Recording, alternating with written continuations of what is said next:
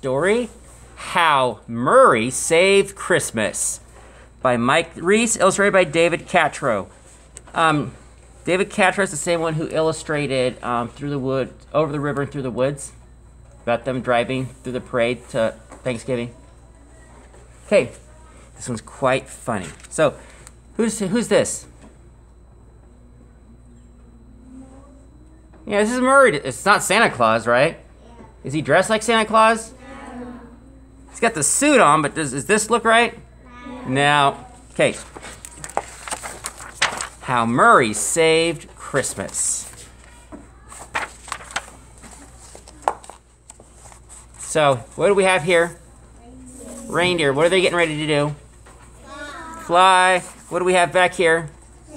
And what is this big giant thing? The presents. All right. 'Twas the night before Christmas, and at the North Pole, Santa was rocking and ready to roll. His seatbelt was buckled, his reindeer were fed, and 5 billion toys were stuffed into his sled. There was dolls that said mama, and dolls that said goo, dolls that made music, and dolls that made poo. There was dolls that grew tall at the push of a button, and a doll, best of all, that didn't do nothing.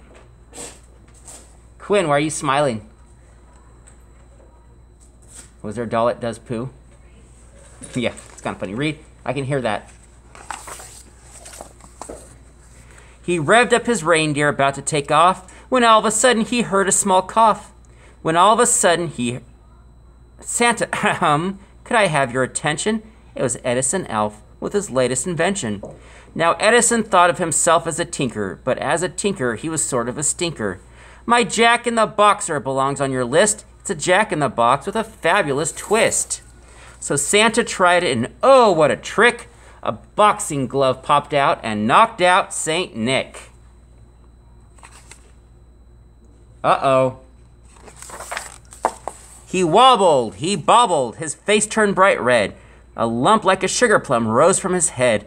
Santa, cried Eddie, but Santa said glibble. I'm perfectly snibble. Then he started to dribble. Ed dressed him in jammies and put him to bed, and worried just who would bring presents instead. Then a card fluttered down out of Santa's right mitten, and on it, in round golden letters, was written, for special delivery, call Murray Kleiner, owner of Murray's K Holiday Diner. So what do you think Murray delivers?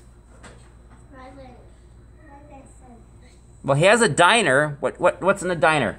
Who knows what a diner is? Quinn? It's a place where you eat dinner. Okay, so it's a place you eat dinner. So what do you think he delivers, Brody?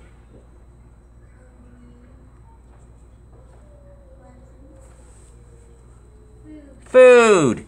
So he delivers food. So we should have learned about this during our little COVID thing, because some of us were getting food delivered instead of going out to restaurants, huh? Now Santa and all of the holiday bunch would come into Murray's for breakfast or lunch. You might see George Washington eating and drinking on President's Day with Abraham Lincoln. Cupid loved bagels, the groundhog the chili, the Thanksgiving turkey would stuff himself silly. And how, might you wonder, did Santa get fat? Just thank Murray's chocolate chip cheesecake for that. What do you think, what holiday is this guy?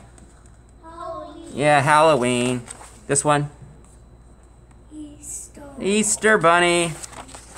But lunchtime was past. It was late Christmas Eve. Murray had closed and was ready to leave, when Santa parked the sleigh and he hollered to Murray, I need a delivery and I'm in a big hurry. Murray said, I can make you whatever you wish, a nice piece of fish or a spinach knish. But who are you, Shorty, and where's Saint Nick? Edison sobbed, I made Santa Claus sick, and now I need you to deliver some toys to 200 countries to good girls and boys. Just put on this red suit and get in the sleigh. What are you, cuckoo? Cried Murray. No way. Give me one reason to schlep through the snow, bringing billions of presents to kids I don't know. Will anyone pay me? Will anyone tip? What if I slip and I fracture my hip? Look out the window, it's cold and it's shivery. Why in the world should I make this delivery? Because it's Christmas, said Ed. Christmas, you know, is this one special season when people do good things without a good reason. The grouchiest men will wear musical ties and buy Christmas presents for folks they despise.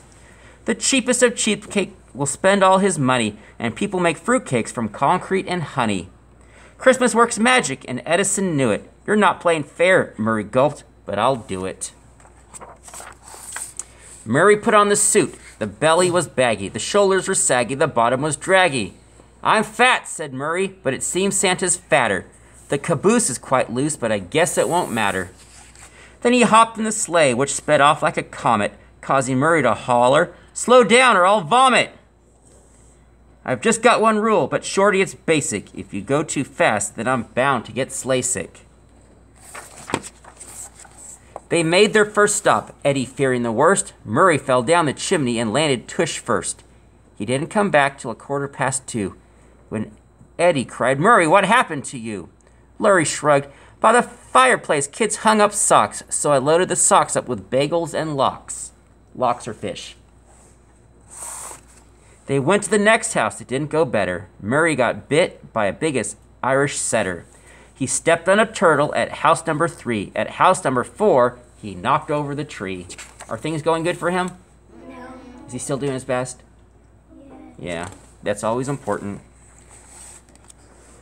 I'm old and I'm cold, and the suit doesn't fit. If the next stop goes badly, said Murray, I quit.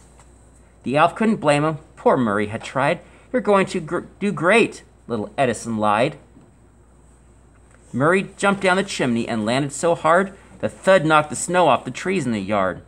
He got on his feet with an oof and an oi and found himself facing a 6-year-old boy.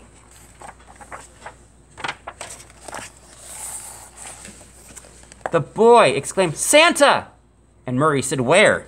Oh, right, you mean me? Yes, Santa, I swear. Get a load of this laugh. Ho, ho, ho, Murray chuckled. And just as he chuckled, his belt became unbuckled, and his pants, which were loose, went down straight past his knees. Murray Kleiner was stitched on his silk BVDs. What are we looking at? Oh, oi. The boy looked perplexed, so he said, please explain why you and your underpants have different names. Betrayed by his boxers, let down by his pants, Murray knew a good story would be his best chance. So he said, Murray Kleiner's a famous designer. Calvin Klein may be fine, see, but Kleiner is finer. Are you sure you are Santa? You don't have a beard. Your suit is all saggy, you smell kind of weird.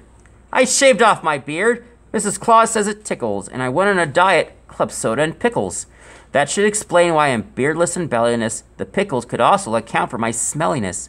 So there, I've explained, I've made everything clear. And then the boy asked him to name his reindeer. Murray hemmed and he hawed. He did not know his stuff.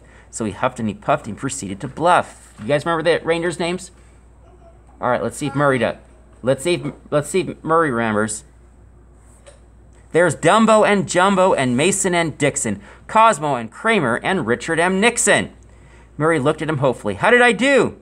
You're a fake, the boy cried. I guess Santa is too. Murray said, there's a Santa and I've got the proof. They went on the lawn and they looked up at the roof. That Santa sleigh sitting there in the snow. There's the toys and the reindeer whose names I don't know. Oh, Santa is real. It's wrestling that's fake. And that's when the boy knew he'd made a mistake. This wasn't just some smelly guy in a suit, but an honest-to-goodness St. Nick substitute. So when the boy smiled, Murray felt a strange tingle, and he knew for one night that he could be Kris Kringle. Who's Kris Kringle? Have we learned that name yet? No. But who is Kris Kringle? It's another name for Santa Claus. We have old St. Nick, St. Nicholas, and Kris Kringle. There's a whole bunch. Ho, ho, ho, Murray laughed, and he patted his head, and he fixed him a lean pastrami sandwich with coleslaw and a triple milk milkshake and sent him to bed. Then Eddie asked if he still felt like quitting. Quitting, cried Murray, you've got to be kidding. Enough of that talk, we've got toys to deliver. We can't sit around like 2 lumps of chopped liver. From Nome down to Rome and from Omax to Atlanta, they handed out presents more quickly than Santa. You did a great job, Eddie said, and he smiled. Tonight you brought presents to every good child. Let's not stop, Murray said. We have time, we have toys. Why can't we bring them to bad girls and boys? So a kid might be lazy, he might be a slob. He drives his folks crazy. That's sort of a job. Huh, Jackson?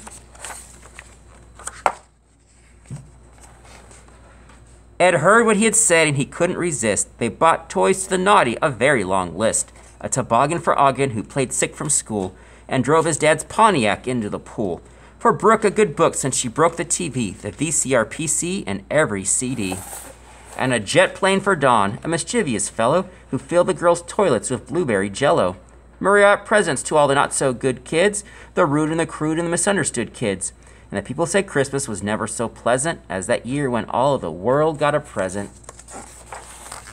Murray said, well, there's nothing for us in this sack, so he gave Ed a hug and Ed gave him one back. You know you're a nice guy, said Edison Elf. Thanks, Murray said, you're not a half bad yourself. On lipstick, on dipstick, on Pixie and Dixie, on Cramden and Norton and Allison Trixie. And Murray said as they rode out of sight, Merry Christmas to all, and to all a good night. Silly? Oh, good. We do like them silly.